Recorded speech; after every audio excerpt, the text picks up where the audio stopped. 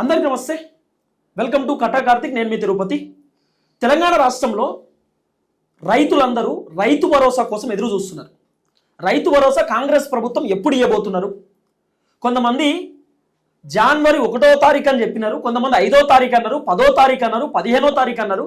అసలు రైతు భరోసా ఎప్పుడు ఇవ్వబోతున్నారు? ఏ డేట్కి ఇవ్వబోతున్నారు? సో ఎంతమంది రైతులకు ఇవ్వబోతున్నారు?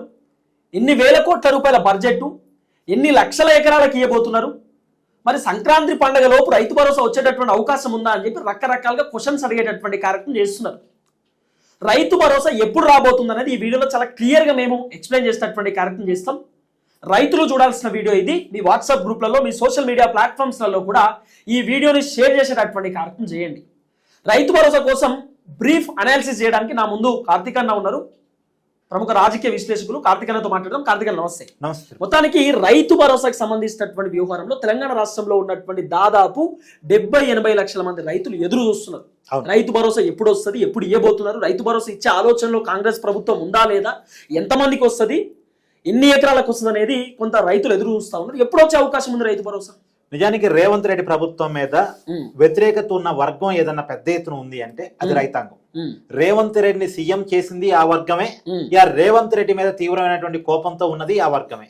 కారణం ఏంటి అంటే Rythu Bharosa time to time రాకపోవటం. నిజానికి ఆ పార్టీ హామీ ఇచ్చినటువంటి విషయం ఏంటంటే 15,000 మేము రైతు భరోసా ఇస్తాము అని చెప్పేసి హామీ ఇచ్చారు. కానీ తర్వాత ఏం చేశారు, 12,000కే దాన్ని 12,000 అంతే కదా, 12,000కి 15,000 చెప్పినారు, 12,000కి వచ్చినారు. 12,000కి వచ్చారు. బడ్జెట్ లేదని చెప్పారు. సరే, ఆ 12,000 అన్నా టైం టు టైం సరిగా ఇస్తే బాగుండు, కానీ అది కూడా సరిగా ఇవ్వని పరిస్థితి, టైం టు టైం ఇవ్వనిటువంటి పరిస్థితి. నిజానికి ఎండాకాలం పంటకు సంబంధించి సాగు స్టార్ట్ అయిపోయింది. ఆల్రెడీ వరి సాగు స్టార్ట్ చేశారు. స్టార్ట్ చేసినా సరే రైతు భరోసా పడలేదు. మామూలుగా డిసెంబర్ నెలలో పడాలి, కానీ పడలేదు. జనవరి వచ్చింది, జనవరిలో అయినా కనీసం రైతు భరోసా ఇస్తారా? గతంలో రుణమాఫీ విషయంలో కూడా రైతుల్ని రేవంత్ రెడ్డి ప్రభుత్వం దగా చేసింది.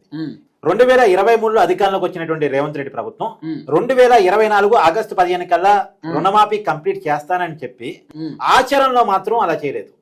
కొంతమంది చేశారు, చేయలేదని కాదు, కానీ 2 లక్షలకు పైన ఉన్నటువంటి రుణాలు అవి కూడా పైన కట్టేస్తే చేస్తామని రేవంత్ రెడ్డి గారు స్వయంగా చెప్పారు. పైన రుణాన్ని ప్రైవేటు వడ్డీ వ్యాపారస్తుల దగ్గర తీసుకొచ్చి రైతులు కట్టారు, కానీ రియాలిటీలో రుణమాఫీ జరగలేదు. పాపం ప్రైవేట్ వడ్డీ వ్యాపారస్తుల దగ్గర తీసుకున్న అప్పుకేమో వడ్డీ పెరిగిపోతుంది, ఈ రుణమాఫీ ఏమో కాలేదు. సో రైతులు ఒక రకంగా రుణమాఫీ విషయంలో కాంగ్రెస్ ప్రభుత్వం మోసం చేసింది.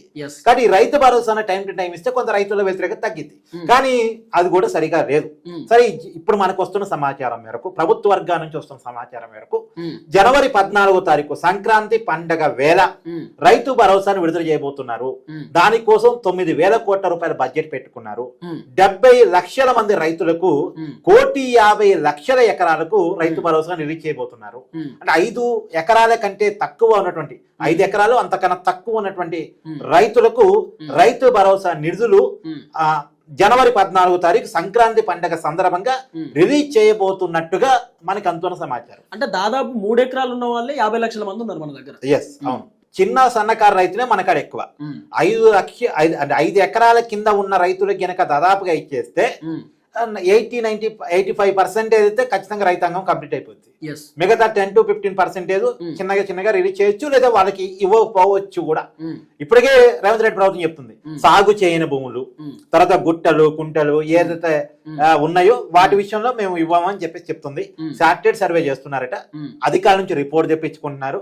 సో జిల్లా స్థాయి అధికారులు కన్ఫర్మ్ చేస్తున్నారు, జిల్లా కలెక్టర్ కన్ఫర్మ్ చేసిన తర్వాత ఆ రిపోర్ట్ ప్రకారం జనవరి 14వ తారీఖు రైతు భరోసా నిధులు విడుదల చేయడానికి ప్రభుత్వం సిద్ధమవుతున్నట్టుగా లీక్స్ ఇస్తా ఉంది. మరి రియాలిటీలో జనవరి 14వ తారీఖు ఇస్తారా లేదా అనేటువంటిది పెద్ద క్వశ్చన్ మార్క్. ఎందుకంటే రేవంత్ రెడ్డి గారి మాటల్ని యాస్థితిగా నమ్మటానికి లేదు. గతంలో అనేక విషయాలు అనేక మాటలు చెప్పారు, ఆచరణలో అవి సాధ్యం కాలేదు. 2 లక్షల పైన ఉన్నటువంటి డబ్బులు పోయి బ్యాంక్ లో కట్టండి, 2 లక్షలు మాఫీ చేస్తామని కూడా చెప్పారు. చాలా మంది రైతులు నమ్మి అప్పు చేసి కూడా కట్టారు, ఇప్పుడు దాకా కాలే. దానివల్ల జరిగిన పెద్ద నష్టం ఏంటంటే తిరుపతి, ఇప్పుడు నాకు ఎగ్జాంపుల్ 2 లక్షల పైన అప్పు ఉందనుకో, రుణమాఫీ. నేనేమనుకుంటే స్వార్థంగా ప్రభుత్వం చెప్పింది కాబట్టి ఆ పైన ఉన్న అప్పుని తిరుపతి దగ్గర అప్పు తీసుకొచ్చేసి ముందు పైన డబ్బులు కట్టేస్తే 2 లక్షలు గవర్నమెంట్ మాఫీ చేసింది. అప్పుడు రుణం లేకుండా పోయింది బ్యాంకులో కొత్త లోన్ తీసుకొని నీ దగ్గర తీసుకొని అప్పు తీసుకోవచ్చు, నాకు కొన్ని డబ్బులు మిగులుతాయి, బయట ఇంట్రెస్ట్ కంటే బ్యాంక్ ఇంట్రెస్ట్ తక్కువ కదా. అవును. సో 2 లక్షలు ప్రభుత్వం రుణమాఫీ చేసిందనే ఒక ఆశ తోటి నీ దగ్గర వడ్డీ ఎక్కువైనా సరే అప్పు తీసుకొని వచ్చి పైన డబ్బులు కట్టా. ఏది ఈ రుణమాఫీ జరగగానే మళ్ళీ కొత్త లోన్ తీసి నీకు ఇద్దామని అని.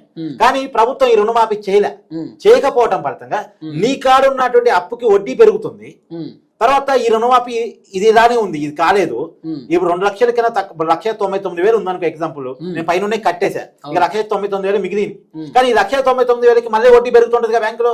మళ్ళీ 2 లక్షలు ఇది దాటిపోయింది, ఇది 2 లక్షలు మళ్ళీ దాటిపోయింది. నీ కారున్న పట్నే ఉంది, నీ కారున్న అప్పుకి వడ్డీ పెరుగుతుంది. అంతిమంగా రైతు ఈ అప్పు తీర్చలేక, ఈ అప్పు తీరక మొత్తంగా అన్ని అప్పులు పాలై ఆత్మహత్య చేసుకునేటువంటి పరిస్థితి. సో రుణమాఫీ వల్ల 2 లక్షల పైన ఉన్నటువంటి రైతులు రేవంత్ రెడ్డి మాట నమ్మిన వాళ్ళు ఆత్మహత్యలు చేసుకునేటువంటి పరిస్థితులకు నెట్టబడ్డారు. ఇది నిజంగా దురస్కరం, బాధాకరం. So thank you so much Karthik అన్న. సో కార్తిక్ అన్న వర్షన్ ఇది. సో మొత్తానికి రైతు భరోసా జనవరి 14వ తారీఖు కాంగ్రెస్ ప్రభుత్వం విడుదల చేయబోతా ఉన్నారు అనేది కొంత సోషల్ మీడియాలో వినబడుతున్నటువంటి లీక్స్ వార్త.